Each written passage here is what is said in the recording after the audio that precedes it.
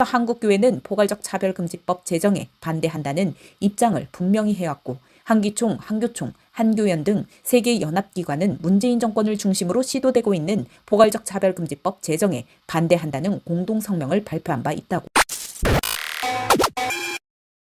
안녕하십니까. 김변TV의 김현성 변호사입니다. 소위 포괄적 차별금지법이라고 하는 법률안이 어떠한 내용을 담고 있길래 이토록 우리 한국 기독교와 교회가 제정에 반대하고 있는 것인지, 또 나아가서 헌법적으로 또 우리 법체계상 어떠한 문제점들이 있는 것인지 국회에 발의되어 있는 계류 중인 법률안들을 중심으로 살펴보도록 하겠습니다.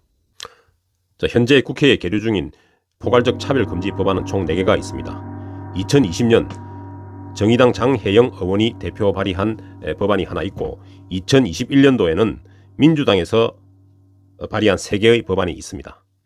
그런데 2021년도에 발의된 민주당의 3개의 법안은 그 내용에 있어서 최초 발의된 정의당의 법률안의 내용을 기초로 하고 있고 사소한 부분의 수정만 가하고 있기 때문에 사실상 그 내용은 동일하다라고 보시면 될 것 같습니다.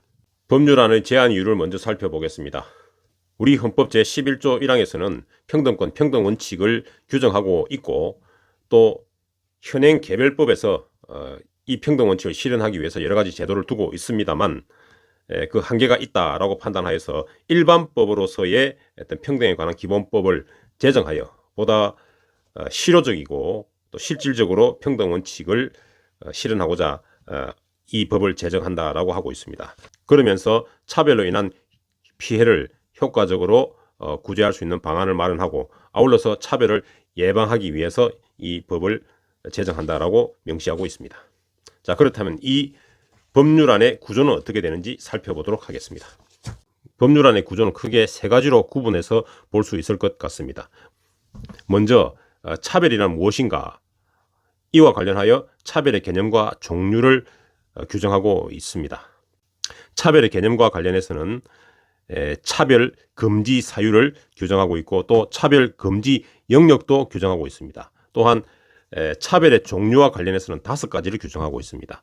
다음으로 차별의 피해자 구제에 관한 규율입니다. 자, 차별 행위가 있었을 때 그 피해자를 어떻게 구제할 것인가? 이와 관련해서 여러 가지 제도를 두고 있습니다.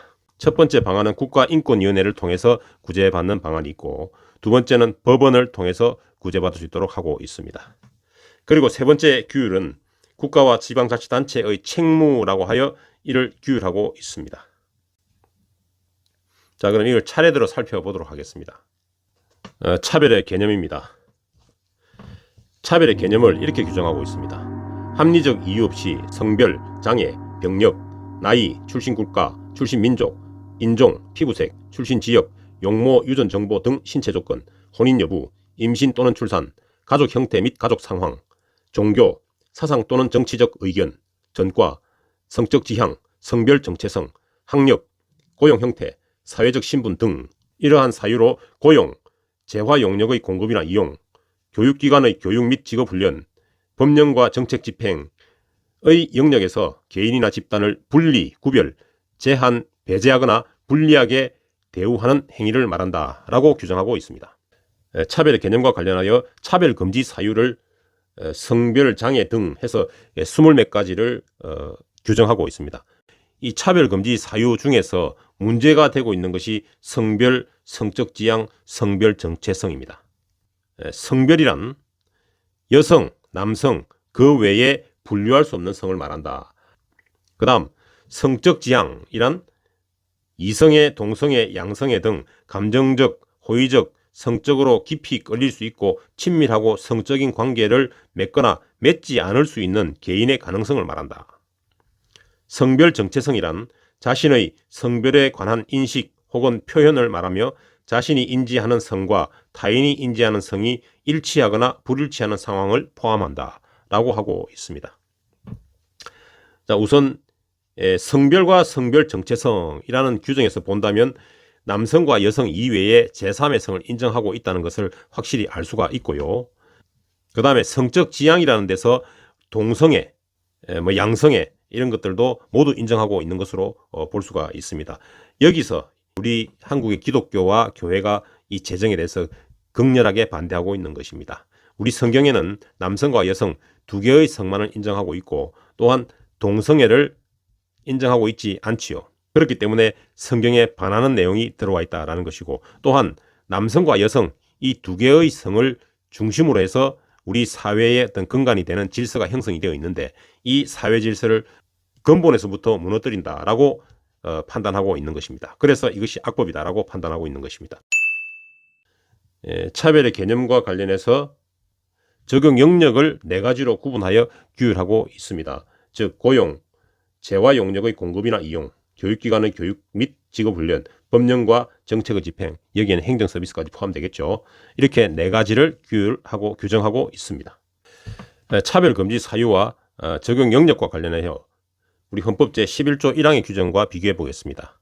헌법 제11조 1항에는 모든 국민이 법 앞에 평등하며 성별, 종교 또는 사회적 신분에 의하여 정치적, 경제적, 사회적, 문화적 생활의 모든 영역에 있어서 차별을 받지 아니한다라고 규정하고 있습니다. 자, 차별 금지 사유로 우리 헌법 11조에서는 성별, 종교 또는 사회적 신분 이렇게 규정하고 있는데 이것은 예시적 규정으로 보는 것입니다. 그래서 이거 이외에 어떠한 사유로도 차별해서는 안 된다라고 우리는 해석하고 있습니다. 그렇기 때문에 이 포괄적 차별금지법에서 규정하고 있는 20몇 가지 이 사유도 예시적 규정이라고 보아야 할 것입니다.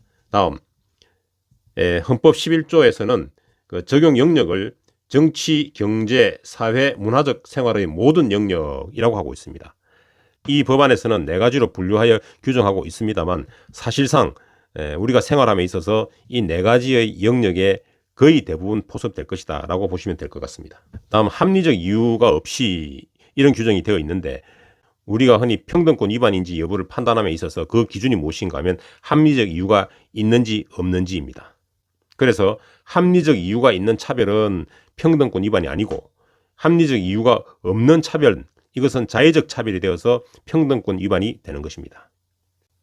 그래서 합리적 이유 여부가 사실은 차별인지 아닌지를 또는 평등권 위반을 한 것인지 아닌지를 판단하는 가장 핵심적인 기준이라고 볼 수 있겠습니다. 자, 그렇다면 포괄적 차별금지법에서 차별의 개념을 규정하고 있는데 이것은 사실은 헌법상의 평등권 조항을 그대로 구체화한 것이다 라고 볼 수 있겠죠. 그리고 의미 있는 것은 그 행위 태양으로 집단이나 개인을 분리, 구분, 제한, 배제, 불리한 대우 이렇게 규율하고 있다는 것이 의미가 있을 것 같습니다. 자, 다음은 차별의 종류에 대해서 살펴보겠습니다. 이 법률 안에서는 차별의 종류를 총 5가지로 규율하고 있다고 말씀드렸습니다. 방금 보았던 차별의 개념을 설명함에 있어서 합리적 이유 없이 분리, 구분, 제한, 배제, 불리한 대우를 하는 행위, 이것을 직접차별이라고 합니다. 그 다음 두 번째가 간접차별인데 간접차별은 결과적 차별을 말하는 것입니다. 즉 외견상으로는 중립적인 기준을 적용하였으나 특정 집단이나 개인에게 불리한 결과가 야기되는 경우에 이때 이것을 간접차별이라고 하여 직접차별과 동일하게 취급하고 있습니다. 그 다음 세 번째 유형이 괴롭힘입니다. 예를 들면 적대적, 위협적, 모욕적 환경을 조성하거나 수치심, 모욕감, 두려움 등을 이야기하거나 또는 혐오적 표현을 함으로써 정신적, 신체적 고통을 주는 경우 이것을 괴롭힘이라고 하고 있습니다. 이 괴롭힘은 곧바로 차별이다라고 규정하고 있습니다. 그리고 성희롱도 곧바로 차별이다라고 규정하고 있습니다. 그 다음 5번째 유형으로는 광고입니다. 광고. 어떤 개인이나 집단에 대해서 분리, 구별, 제한, 배제나 불리한 대우를 표시하거나 조장하는 그런 광고 행위, 이것은 바로 차별이다라고 보고 있는 것이죠. 즉 뭡니까? 이 차별의 어떤 행위를 표시하거나 또는 조장하는 그런 광고, 그 행위도 바로 차별이라고 보고 있습니다. 자, 여기서 주로 문제되는 것은 무엇일까요? 괴롭힘이 곧 차별이다? 괴롭힘이나 성희롱이 곧 차별이다? 이렇게 볼 수 있을까요? 괴롭힘이나 성희롱이 차별이라고 한다면 괴롭힘보다 더 정도가 심한 예를 들면 폭행은 차별이 아닌가요? 폭행도 차별이겠죠. 그렇다면 명예훼손 차별 아닌가요? 차별이죠. 그렇다면은 우리 형법상의 범죄 행위는 전부 다 신체적, 정신적 고통을 주는 것이지 않겠습니까? 그런 기준으로 본다면 모든 행위를 차별 행위로 보아야 할 것입니다. 괴롭힘이 있을 때는 괴롭힘에 따르는 법적 효과, 법적 제재, 법적 불이익을 주면 되는 것이고 성희롱이 있을 때는 성희롱에 따르는 어떤 처벌이라든지 법적인 불이익을 부과하면 되는 것이지, 이것을 굳이 괴롭힘과 성희롱을 개념과도 맞지 않는 차별로 본다. 이것은 괴롭힘은 괴롭힘이고 성희롱은 성희롱이지, 이것이 어떻게 차별이 되는지, 차별금지법에 맞지 않는 어떤 그런 규정이 아닌가라는 생각이 듭니다. 그 다음에 광고행위 이제 이것이 가장 큰 문제인데, 본인의 이게 의사를 표시를 이제 못하게 되는 것입니다.